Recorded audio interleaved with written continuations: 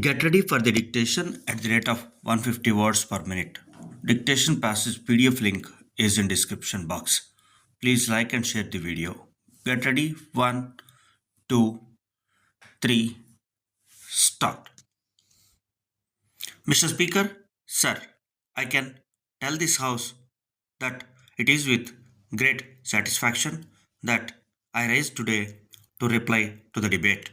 For one thing, the atmosphere of suspicion and prejudice has been removed, and secondly, we have begun to think about the problem. Only when we begin to think about the problem, we will be able to arrive at some solution or other. But when we do not think about the problem at all, then certainly no solution is possible. Therefore, from these two aspects, I am really glad that the debate on the floor of the House has been very helpful. Then I am glad that, sir, that the question of universal education, that is, every child has got a right to be educated, has been recognized, but mere recognition will not do. That is only posing the problem or understanding the problem.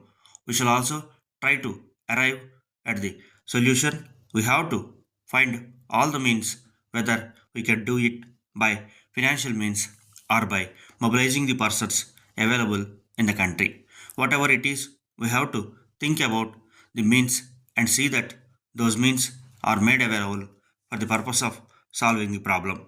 So, in that respect, also we have to arrive at conclusions which would go to solve this problem, and I am glad the members have taken a realistic view about these things. Then only we can achieve the ideal to the extent contemplated in the Constitution of giving free and compulsory education to all children up to the age of 14. After all, that is only an indication given. We have to take a realistic view and see whether it would be possible to achieve that end. That is why some members have suggested. Let us at least see that 5 years education is given to everybody. Then let us proceed from that point further. Difficulties have been realized, but I am sure we will be able to arrive at some correct solution. If we overcome the difficulties, then correct solution would be possible.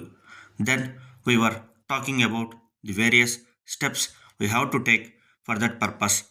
Free midday meals, whether there should be a certain amount of compulsion, and all these things.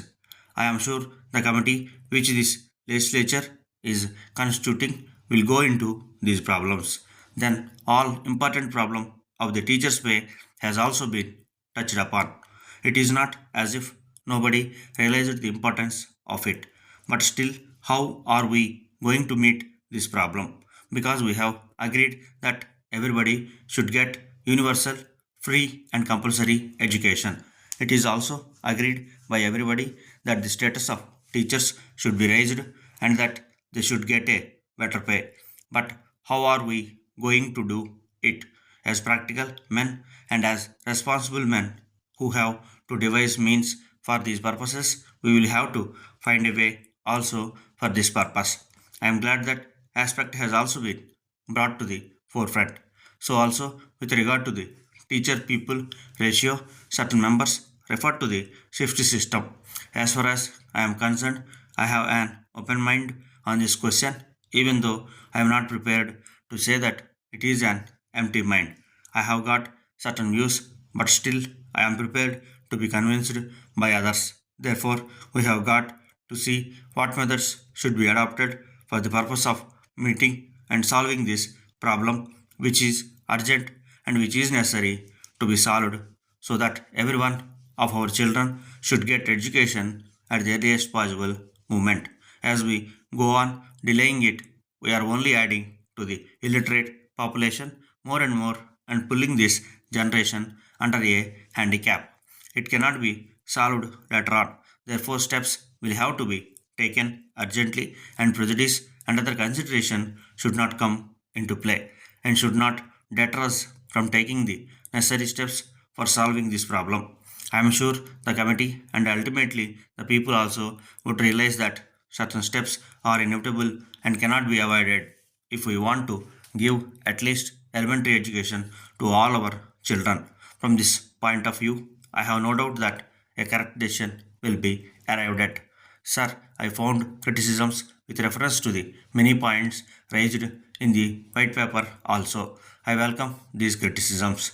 I welcome these criticisms more than the endorsement of the various points raised in the white paper because it is by criticism alone we will be able to find out the flaws in the various proposals. If everybody says that the minister has brought the proposals and they can be accepted, then there is no necessity to publish them. There is no necessity to invite public opinion and there is no necessity to discuss them on the floor of the House. Therefore, I welcome critics, but it should be healthy and constructive. That is all I want.